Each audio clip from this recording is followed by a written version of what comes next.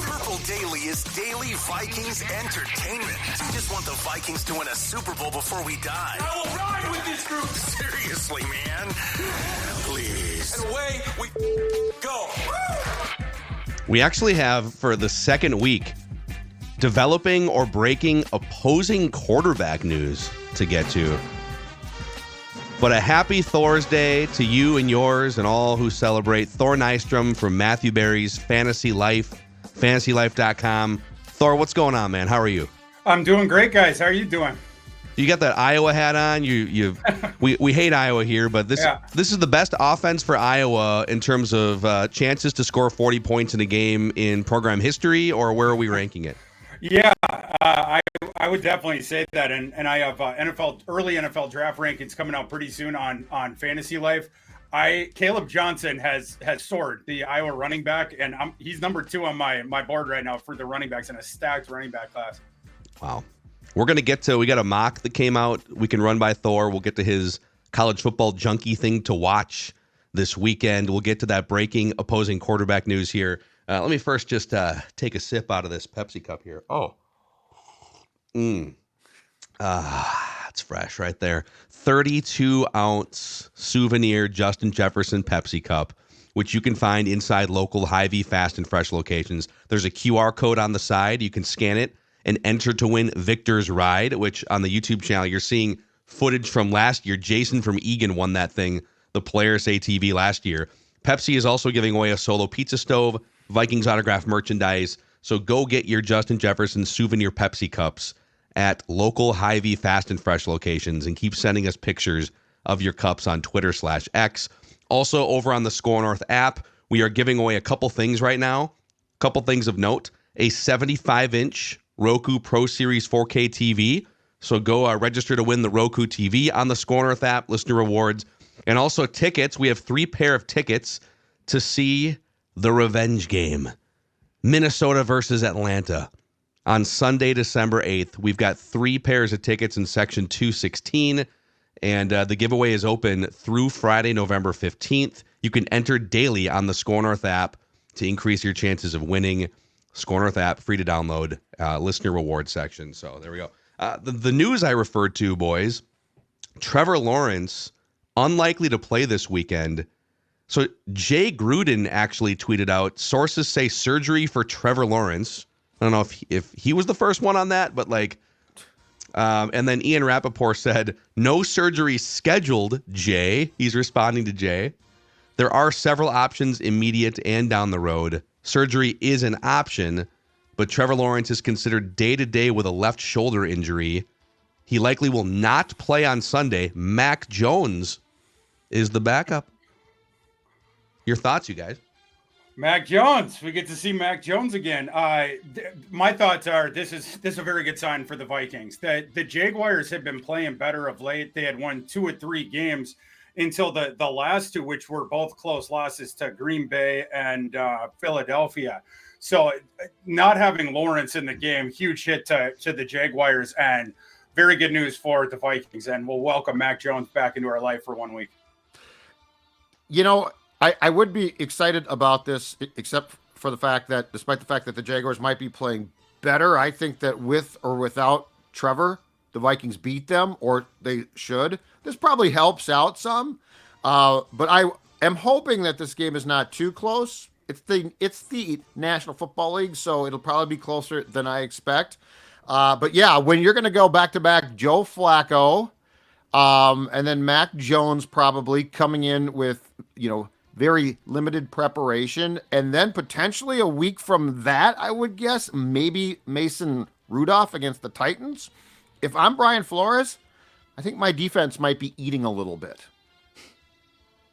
I think they might be doing very well. The line has now moved to 7 points. The Vikings. I think it was 4.5 a few days ago, or even going into yesterday before the first Trevor Lawrence. Hey, he's limited at practice, so now it's a 7-point favorites for the Vikings. But I mean, good news. They survived the biggest part of their schedule against C.J. Stroud's and Brock Purdy's and of the world. So now they get a soft part. It's good. Take advantage. I want to see Brian Flores cook.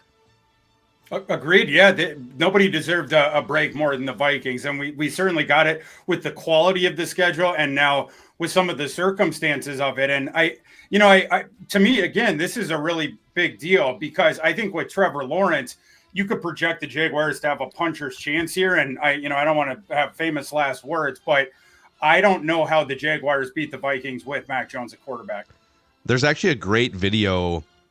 If you just do like Trevor Lawrence search on Twitter, it's one of the first things that pops up from who has this? I want to give credit. Joel Moran from Pick a Side Pod. And it's Trevor Lawrence might lead the NFL in not my fault plays. And it's a video of one of many that you can probably find of him just throwing like a well-placed slant route 5 yards past line of scrimmage. And the receiver like stumbles, ball pops in the air, Eagles intercept the pass, So I feel kind of bad for Trevor Lawrence. He's stuck in this situation. He also hasn't become the player that maybe people thought number one overall. But yeah, this is, man, you go from Joe Flacco. This is why, Thor, I was trying not to be too alarmist after the Lions and the Rams losses. Because, okay, cool, you got the Colts coming, your favorites against the Colts. And then even if Trevor Lawrence plays, you're a favorite in this game, then Titans, and then the Bears might fire a coach before they even get to the game against the Vikings. So, like, you should be able to win a lot of games in the next month here with this schedule. For sure. Yeah, I mean, you would better. This is the part of the schedule where you would project that they start to accrue wins. So, for sure, the path to the playoffs is certainly pretty clear here for the Vikings. Once they get there, that's more what we've been talking about in recent weeks, where all of a sudden you have to play all the road games. That's your only path to doing anything substantial there. But yeah, the schedule is opening up here, so the Vikings should be able to take advantage of it. So Thorsky, let's talk about trade deadline day on Tuesday, because I immediately thought of you when nothing happened. The price now I don't even know if the Vikings had the proper 2025 collateral draft pick wise. They probably didn't to make a move, but I immediately thought when 3:00 passed and no trades were made, you know who the happiest guy in the whole town is? It's Thor, because the Vikings didn't give up more picks. Was that an accurate interpretation from me of your reaction? Yeah, I think Kwesi, played it right. The prices of guys that were going to move the needle were prohibitive, where then you're not going to be drafting the next couple of years. Dexter Lawrence being the top one, the name that had been bandied about, but the cost on that was going to be ridiculous, and the Vikings were already pick poor. My stance was simply just go through it, hold pat, and go through it with the team that you have here. And that's what they ended up doing. They still have the 4 picks this coming season, and you didn't dip too bad into the 2026. The round 4, and then you might have the pick swap with the Akers trade. But I'm happy with standing pat at the deadline. I think that was the correct decision. Mm-hmm. We should get into the graphic that we were talking about yesterday too, because part of our debate was the Vikings are under Kwesi not that great at drafting. Now Dallas Turner showed major flashes, getting actual playing time against the Colts. So you can make a case that, hey, with Dallas Turner, maybe he's going to start playing, and Will Reichert coming back from the injury at some point, that maybe Kwesi turned it around in the 2024 draft. But if he is inherently better at acquiring current pro players than college players, and then we'll get into this graphic here in a second, does it make sense in the future to take that into consideration? Or if you're the ownership, would you say, listen, we're not going to compensate for you not being great at drafting. We'd rather just find a new general manager. How do you take that into account, the strengths of a general manager, if he's better at acquiring pro personnel via free agency or trade? I know that there's a narrative out there about Kwesi that he's not a good drafter. I'm not willing to etch that in stone. The first draft, of course, was a travesty, but we've talked about that context, that going into that, he didn't really have time. And then it was some of the holdover staff and the scouting reports you were using with that. Not that you give them a mulligan, but you have to give the context. And this past class, a lot of it is going to come down to J.J. McCarthy and Dallas Turner, of course, who between them have not played many snaps this season. That will be something that we see in the future. But if you thought, oh, Kwesi's a bad drafter, if that's just like a fact, he shouldn't be your general manager. But I'm not willing to get there as far as that goes. We have seen an improvement, I think, with the overall process of the draft process, including the UDFAs and prominently the UDFAs. But the ideology of their picks, the past couple drafts, in particular the last one, I thought it was more indicative of potential improvement with Kwesi in that regard. Going forward, hopefully. So what do you make of this? This graphic was floating around social media earlier this week. Since 2015, and excluding the 2024 draft, so 2015 draft through 23 draft, it ranked every team based on the percentage of their draft picks that never play in the NFL, like never play a snap. The Chiefs are at the top of this list in a good way. Only 1.5% of Chiefs draft picks, so basically probably like one guy over the past 9 or 10 years, has not played a snap in the NFL. The Vikings are at the exact opposite end of this list. 13.2% of their draft picks never play in the NFL. What do you make of that? What year is it since, Phil? 2015. Okay. I think it would be interesting if they would have put the amount of 6th and 7th round picks that each of those teams played, or that they picked, and then bake that into it somehow. I'm not certainly excusing the draft history of the Vikings going back to them, but you do have to say something that probably plays into that is we would mock Rick Spielman every year for accruing all these 5th, 6th, 7th round picks and then just throwing darts.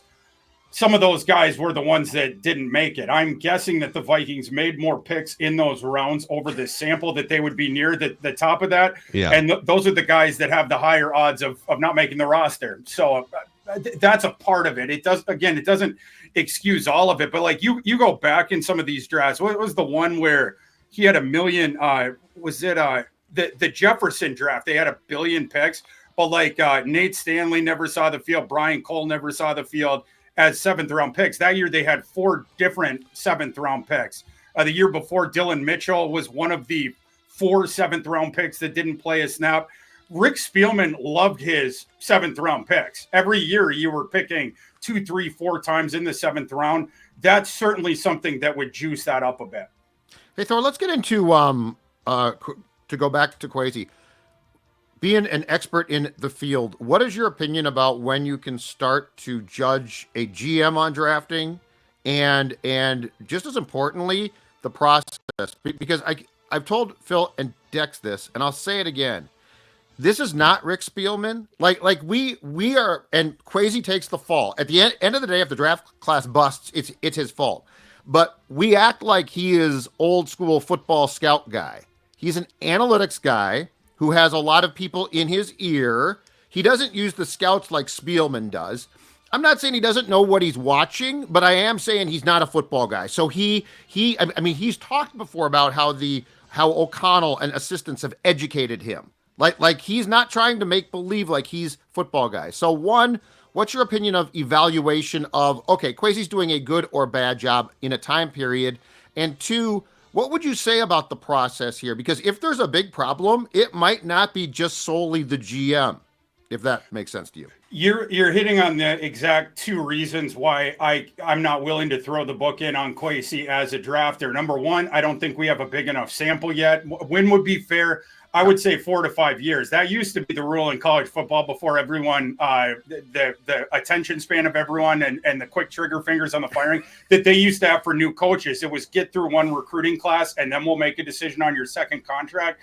The same time frame, I think, would be fair to begin the judgment of that.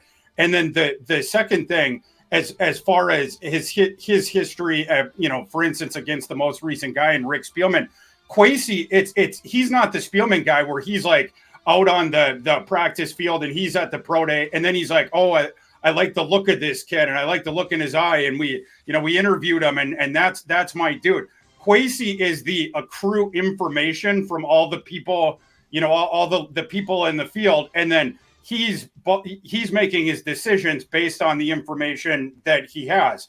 in deference to this long-term, model or view that he has of the organization. But he's taking in way more information from it, through his decision-making paradigm with the draft picks than Rick Spielman was. If you had I know you guys love the pie chart of blame. If you had the pie chart of decision-making, Rick Spielman's would have a way higher Rick Spielman's opinion leading to the decision that Rick Spielman is making in the draft against other people's input than Kwesi's. Kwesi, probably his eye on the tape or on this different stuff would probably be a pretty small sliver of what is going into his decision, where the scouts are getting a much bigger chunk. The coaching staff is getting a much bigger chunk. Again, I think that is context that is worth remembering when you realize that the scouts that he was using in that first draft weren't his own. And he also didn't know who do I trust? What input sources? Should I wait a bit more with these decisions? It doesn't excuse everything, of course, but I think it's worth noting. And as Kwesi refines his process, that is the projection of someone that could improve their drafting, because he's more of the process guy and the holistic and the treetop guy, whereas Rick Spielman was right down there on the forest floor trying to hunt for all the food himself, essentially. The Rock knows how you feel about pie. Like the pie chart reference there too. This is going to be kind of a dumb question, but I'm going to throw it out there anyways. When it comes to like play calling in high leverage moments or game theory on the field, if you took a high-end Madden player, I am not saying a high-end Madden player could coach an NFL football team, because there's a human element and there's so much that goes into team building and culture building. But if you took a high-end Madden player, and some teams have hired a clock management coach who's basically they run simulations of 2-minute drills and things. And if you said, hey, what is the optimal strategy in this specific situation? There's value in that. When it comes to draft gamification and strategy and making sure that your process is correct strategically over the course of a 3 or 5 year sample, if you were to stick like a Thor Nystrom, or pick your favorite draft expert who obsesses over the game theory of it and the value of it, is it if you replaced Kwesi and the final decision to draft a player with a high-end draft analyst who eats, sleeps, and breathes this, what would the difference be? Depends. Not managing an organization, not managing people and culture and all that stuff. Specifically making the picks on draft day. Depends on which one you pick. Would be my answer to that. But I don't want to toot my own horn, but I've done okay against the NFL in my history of stacking boards. Yeah. The process would be different, of course. It's and whatever, and there's different considerations there, et cetera. But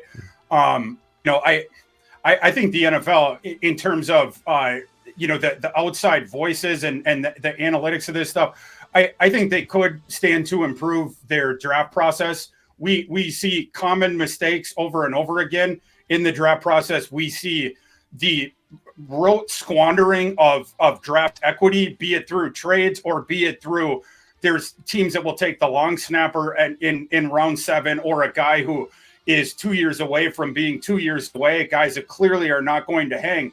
I think there's certain things, both with the identification of the prospects in slots, but also the thing of the seeing that part of it from the treetops of the trades and what is going to lead us to more value, and how, in our specific situation, what behooves us more. So yeah, I definitely agree with that. I just find it this week, Andrew Booth got cut by the Cowboys.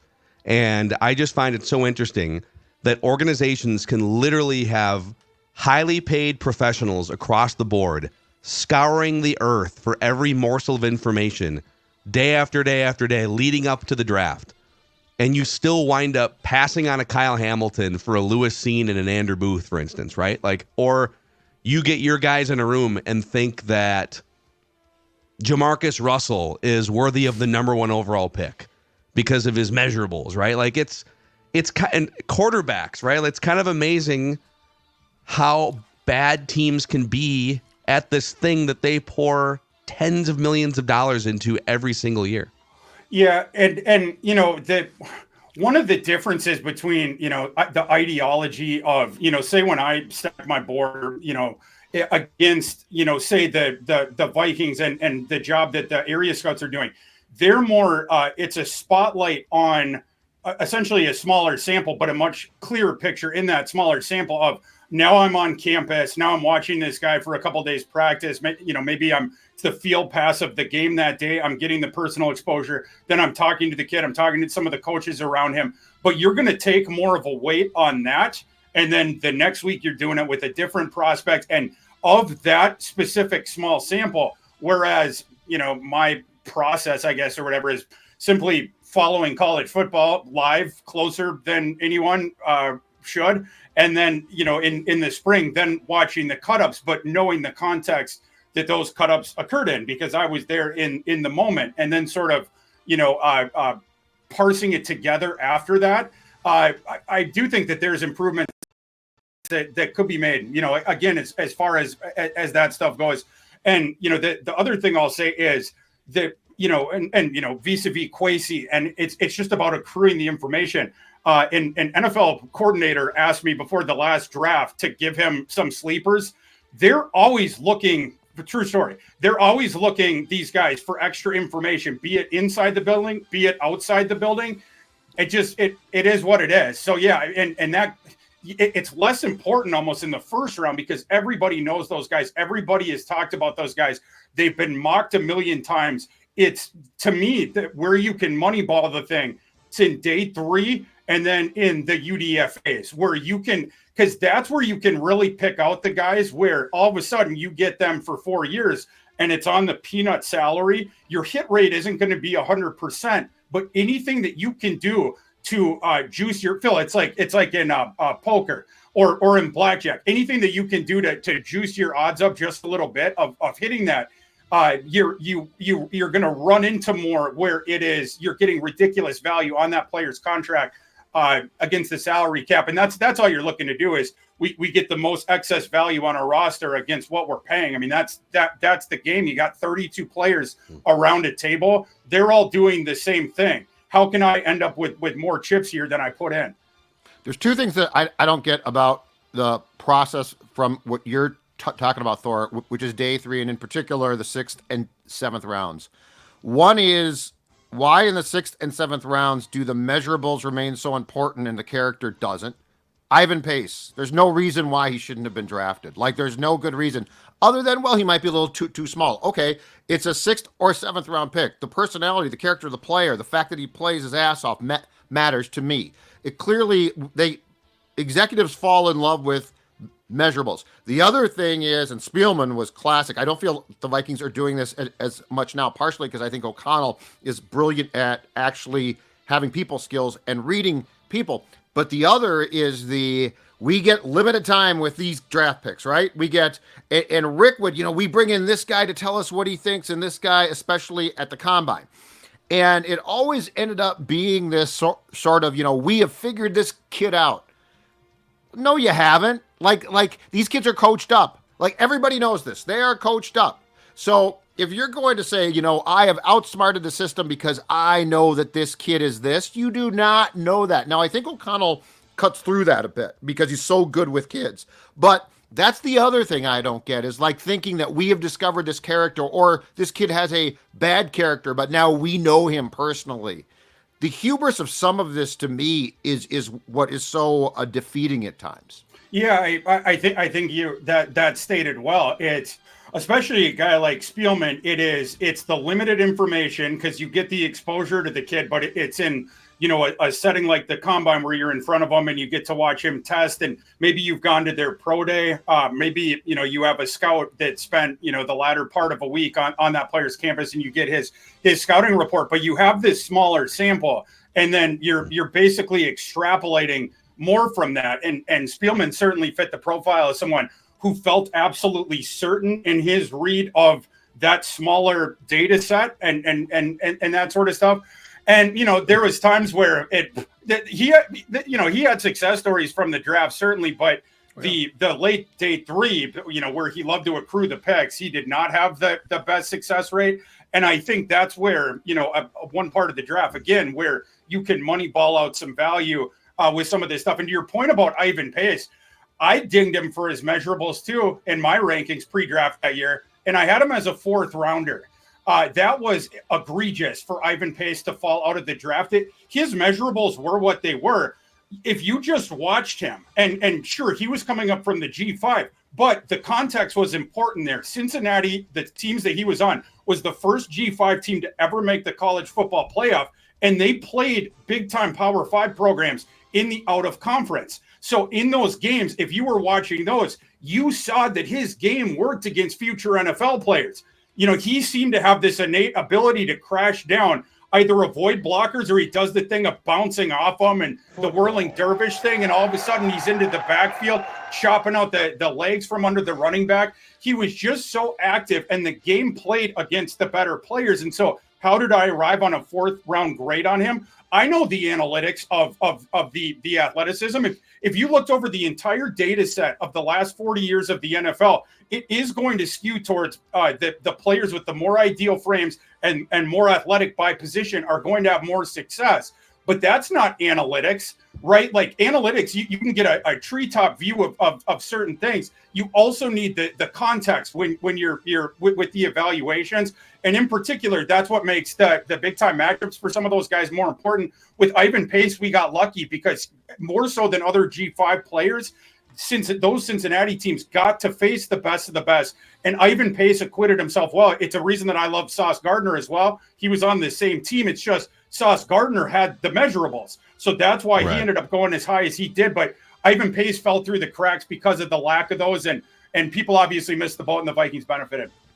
Listen, I have a strong take that is a praise of Kwesi that I want to run by you guys in a second here. A reminder that this Sunday, Jacksonville, old Mac is going to step under center for Jacksonville. And we're going to be at Park Tavern in St. Louis Park, our first live watch party of the season here, Purple Daily, with a live Vikings vent line right afterwards. We do ask that everybody brings a non-perishable food item of some kind or multiple non-perishable food items so that we can stockpile for a good cause. But yeah, come hang out with us. It's wide open to the public this Sunday, Minnesota, Jacksonville. Judd? I was there last night. I know you're shocked. Sports dad there, watching some games, enjoying some great beers. Yes, Park Tavern, fantastic. And you know what? Not only can you watch Minnesota against Jacksonville, purple against teal, you can also bowl. You can, basically Park Tavern, it's a playground. It's a playground for adults. So come join us, Highway 7, corner of Louisiana Avenue South in my neck of the woods here, St. Louis Park. It's going to be a great time. And hopefully we'll be talking about a Minnesota win over Jacksonville. And a Jacksonville loss. That's right. Hey, it's a win for everyone who consumes AG1, trusted by top athletes all over the world, in Minnesota, Jacksonville, and beyond. Taking care of your health shouldn't be complicated, and this is where the scouts, the scientists at AG1, who've been researching and developing different iterations of their formula for years and years and years, they come to you with a scoop or a travel pack mixed with your water, giving you whole food sourced ingredients that support gut health, focus, immune health, and more. If there's one product I had to recommend to elevate your health, it's AG1, and that's why I've been an AG1 user for, I think, going on 8 years now. If you want to take ownership of your health, it starts with AG1. Try AG1 and get a free 1-year supply of vitamin D3K2 and 5 of these AG1 travel packs with your first purchase. Go to drinkag1.com/Purple Daily. That's drinkag1.com/Purple Daily to check it out. Scoop and score, perhaps? Oh. AG1 scoop and score? Oh, I like where you're going there. Thank you very much. That's right. You scoop, your body scores with high-quality ingredients and nutrients. Like Mad Men. Just genius right here. It really is. You are a modern-day Don Draper. So looking at, here's my Kwesi praise is he has put this organization in a really good spot. They maintained, I know they've eroded some of their other draft capital, but they've maintained first-round picks. They've got, according to Over the Cap, the fifth most effective cap space of any team in the league for next year. Fifth most effective cap space, $64 million in effective cap space, $75 million in total cap space. And my take for you guys is, I think the Vikings are one of 4 or 5 teams that are set up brilliantly going into 2025. I'll put the Lions on the list. The Lions have the 8th most cap space and the best roster in the NFL. I mean, the Chiefs are always going to be on the list because they have Andy Reid and Patrick Mahomes. But Lions, the Chargers, who are now winning some games with Jim Harbaugh's culture, Justin Herbert, excellent defense. They have the 6th most cap space of any team in the league. Vikings with the 5th most cap space. Young quarterback coming in. Some really good pieces around that roster. The Commanders have the 4th most cap space and coach, quarterback, new ownership, right? And I'll throw the Cardinals in with $100 million in cap space. They're currently leading that division. I don't think they're on the same level as Lions and some of these other teams, but the Vikings are like one of 5-ish teams that are on a really good trajectory, have coach, quarterback, you trust the leadership pillars, Thor, and they have a ton of money to spend in March. They sure do. When you said $100 million in my head, the Dr. Evil. Yes, the Vikings most certainly are. And the Vikings also, you have to say, there's a bunch of the positions that they have already accounted for and are locked up going into the future. And sort of a smaller amount where you absolutely need to address. And you do have those positions, but between the first round pick, they have the 3rd round comp pick, and then that war chest of cap space. Yes. I also think the Vikings are getting an upgrade at quarterback next year, which, bears mentioning as well. As far as the future with McCarthy, but with all those resources that now you can shower money on the defense. The interior offensive line has been a source of discussion the past couple of years. You could address that as well. And, it's just nice to have that much cap room when you have so many important pillars of your organization locked up long term. You can hone in on these positions. I'm sure the Vikings and their scouting department have already been doing that of here's the free agent list for next season. Who, how would we prioritize these guys? What are the projected contracts that we would think about offering them? And they're going to be able to compete with teams in the market this year. It's going to be a little bit different than some of the bargain shopping the past couple of years they had to do. If you're the GM, Thor, right now, if you're in Kwesi's chair and you are talking to your staff about early draft philosophy for April, are you standing pat and drafting? Are you trading back in the first round and trying to get more picks? Like what's your thought process right now? Sitting on 3 picks, potentially 4 with a comp pick. Are you trying to accrue more picks, or are you not going to trade back with that first round pick? It would have to be a crazy scenario to trade up. They just don't have the equity to do it. Sure. I'm sure that the propensity and the thought that you have going in is we will trade down and then we'll accrue some of the picks, and then you pick at the top of the second. It's less of the contract, that you're delineating towards the salary cap, although you don't get that 5th-year option. But I think that might be the prerogative. But I think Kwesi, and again, the experiential thing as far as how he does the job, he learned a lesson where in that first draft, I think he went into that thing and he's like, we're trading down no matter what.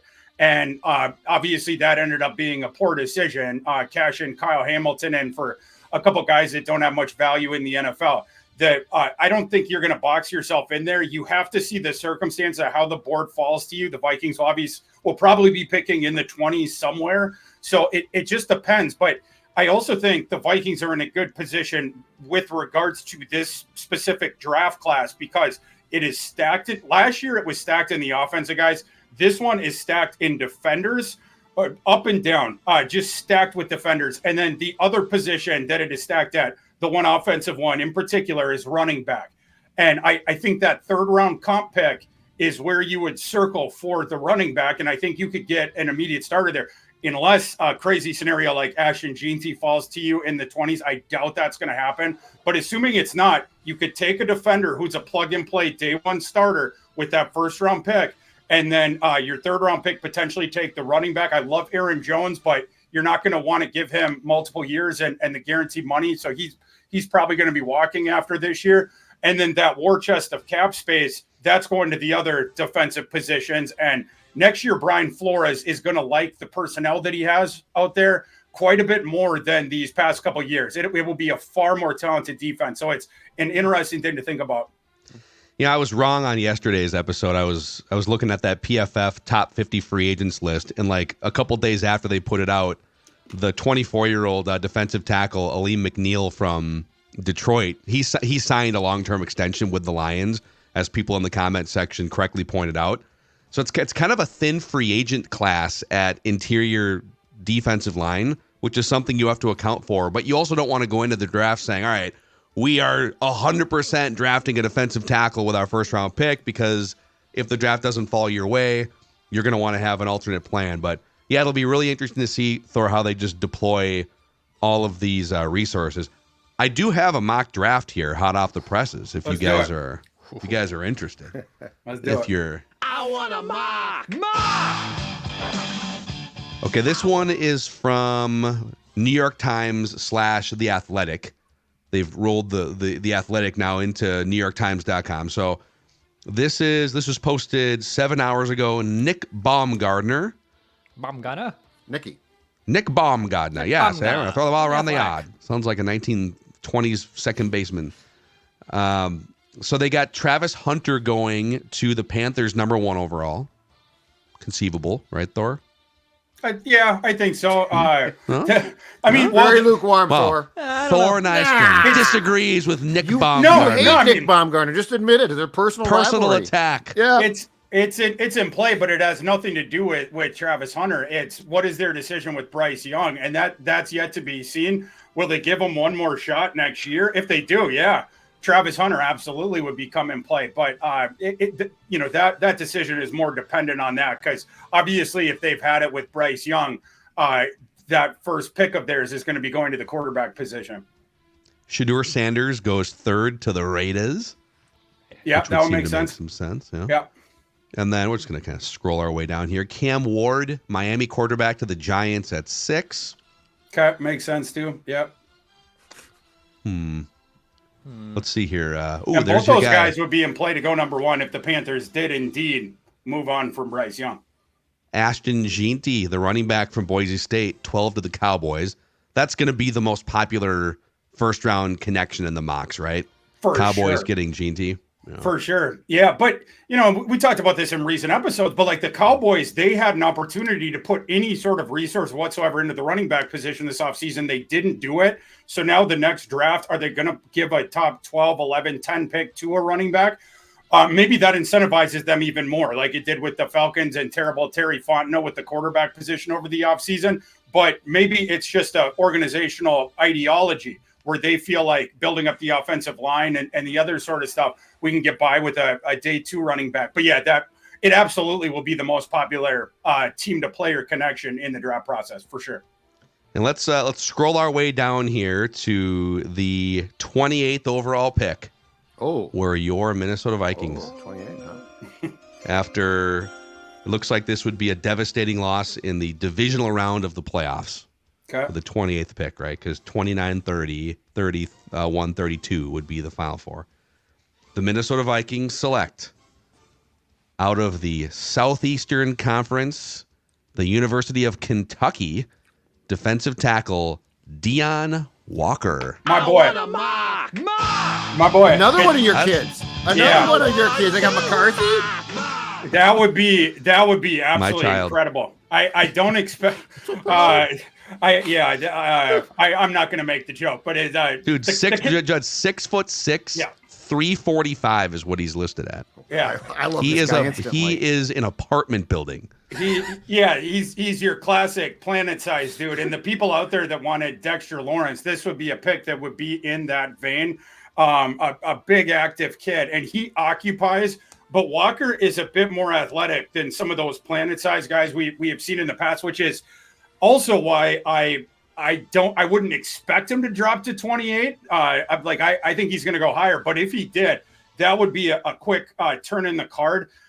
Walker can also shed and push the pocket. His pressure rate is decent, especially for a guy that big. And I think we had talked about this in a previous episode that my favorite play of his was from last year. They actually dropped him back into coverage, and he basically occupied the middle zone where like the middle linebacker would be in zone coverage. And the quarterback threw a crossing route to a guy who was running right into Walker's space. And Walker just popped this guy. This little slot receiver coming across the middle, and then the ball pops in the air, and then one of his Walker's teammates grabbed it and ran for a touchdown. But you can't do that stuff with a guy who is an athletic slouch, right? I mean, there is some fluidity there in a guy who is as big as a cruise ship. So he's a fascinating prospect, and he would be just what the doctor ordered for the Vikings. That would be a clue. Wait, he's an apartment or a cruise ship? You can't be both. Which one? Well, I called him an apartment complex. Right. Right. They're my words, not I'm gonna go with cruise ship. Cruise ship? Yeah. The write up here from The Athletic says Walker hasn't been able to keep up his ridiculous pressure rate of last season, but he's also moved around a lot more up front as a true junior, while playing much more inside than over tackles. The 6'6", 345-pounder with quickness has remained a massive problem for opposing offenses. I want a mock. So Thor. Well, there was one other play I wanted. One of my favorites of Walker. There's a clip out there. I forget who they were playing. I think it might have been Florida, but it was earlier this season. I can't remember. But anyway, there was a big hole that opened up, and the running back was running right. He was headed towards what appeared to be this wide open hole. But Kentucky, they had looped Walker around, so he came around his teammate and then was standing right in the middle of that hole. The running back saw, it's like all of a sudden the shadow comes over you. He immediately bounced it into traffic to get away from Deion Walker. It's the most hilarious thing that you'll ever see. His number 0 too, right? Walker, yeah, I think so. Yeah, dude, I'm watching clips of him right now. There's no way he's only 6'6", by the way. He's huge. He looks like he's 7 feet tall. Yeah, he's freaking huge. So this Thor is where you stick, is where you then, if you're the Vikings, you stick with your first round pick up until the pick comes, and if he's gone, you trade it. But this is why you don't make a March trade in trying to accumulate more picks, because it would actually be more prudent to see if a kid like this is there and pounce on him if that's the case, correct? Yeah, 1,000%. The last draft class, it was imperative that you got a quarterback, and we sort of knew, the list of those guys and where you would sort of have to, be or whatever. In this coming one with the Vikings having all those important spots already locked down, you don't have to get boxed into, we have to take this position and we have to be in this spot, we have to do this and that. It's more, you have like a small list of positions, and you're sort of monitoring those, and the prospects that you like at those positions. And if one unexpectedly falls, and that would be Deion Walker falling down into the late 20s, that's where you would have to stay. And if a guy in one of those buckets does not fall down to you, that's where you cash that pick out, move to the first half of the second round, and then flesh out the rest of your pick allotment with a trade down. Mm-hmm. Dude, I'm watching. It's DEONE for the podcast audience. Deion Walker. Just literally go online, YouTube or Twitter, and just watch highlight reels of this guy. They have this dude lining up, not every snap, but like 55 times last year, 25, 30 times. They have him lining up as like an edge rusher outside of the tackle. So, you see these edge rushers like Micah Parsons, they're usually 265 pounds. This dude is like 100 pounds bigger and 6'7", lining up like Andrew Van Ginkel would off the edge, or Jonathan Grenard, just terrorizing teams. Super, super fun to watch. Before we get to Thor's college football junkie thing, Judd, what are you stoked about these days? Oh boy, that's a good transition, because there's no question I am incredibly stoked about Stoked Barbecue Pellets, a company based and run right here in our great state. Why am I stoked? You're saying Sports Dad, you're stoked, but why are you stoked about these barbecue pellets? Because Stoked is the premium pellet that cooks anything you throw on the grill or smoker to delicious perfection. You can find Stoked at all 22 Fratelloni's hardware and garden stores. Perfect for pellet grills, pellet smokers, and really ideal for all kinds of grills. Find Stoked Barbecue Pellets, 50-count fire starter buckets, 4-count fire starter bags, not to mention the barbecue caddy, which makes your life as a grill master so simple. Again, available at all 22 Fratelloni's hardware and garden stores, or check them out at stokedbbq.com. Don't go with the big guys. Be like Sports Dad. You get stoked about Stoked Barbecue Pellets.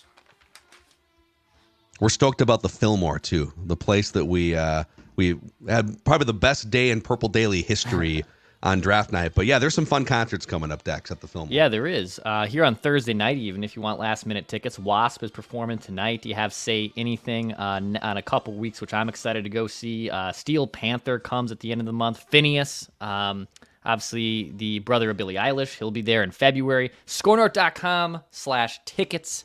To check out the Fillmore. Yes, we were rock stars. Go see legitimate rock stars too at the Fillmore. ScoreNorth.com/tickets. All right, Thor, give us your college football junkie thing to watch this weekend for Vikings fans. I'm going to go with Alabama and LSU, which is for the college football playoff probably the most substantive game that we have this weekend because it basically acts as an eliminator. A loser leaves town, and then it also, on the other side, whoever wins that game, it acts as an accelerator. LSU was not projected into the first field. They were one of the first teams out. If they win this game, not only will they be in the field next week, they're not going to be one of the bottom projected wild cards. I think Alabama was the 11 was the bottom one in that one. So Alabama could either hop up as well or they're going to get knocked out. So it's interesting just from a college football perspective in the rest of the season. But there's also prospects on both teams to keep an eye out. You know, if you're as far as the Vikings and this coming class. Alabama on defense has a whole bunch of guys to keep an eye out for it. I mean, basically that whole defense is stocked with NFL guys. And obviously that's where the Vikings are going to be looking in the draft. And then the offensive lines on both sides. If indeed the Vikings do decide to take a wrecking ball to their interior offensive line this offseason, we'll have to see about that. And then the key to that game will be Garrett Nussmeier, one of our biggest surgers in at the quarterback position for this coming class, a guy who has played his way into the first round discussion. Marquee matchup against an elite pass defense. Can he solve that pass defense? If he does, not only does LSU, did they surge up in the college football playoff hierarchy, but Garrett Nussmeier himself probably starts to feel a bit more safe in that first round discussion. And there's still time to go, but marquee matchup in terms of all that stuff. Football, yeah, football. So much football. So much football. Glorious. Judd, did you have something else there? No, I just want to say so much football. Okay. What a Thorsday. What a Thorsday. Thor Nystrom from Matthew Berry's FantasyLife.com. Great stuff, man. You can find him on Twitter/X at ThorKU as well. If you're looking for, if you're looking to learn, if you're looking for pithy, fun retweets, maybe some memes, Thor's got you covered on Twitter/X too. I got you. Come say hi. Yeah. Hawkeyes, get that hat on. Who hates Iowa? It wasn't Don't bring that stuff into our house. Well, Caleb Johnson might be a draft target. Yeah, we know. So yeah, We know. He saw can come into our house. He can come into our house. Yeah. We saw him. All right. Happy Thursday. We'll see you guys for a Feedback Friday. Trenches with Boone is up on the Purple Daily feed. We just want the Vikings to win a Super Bowl before we die.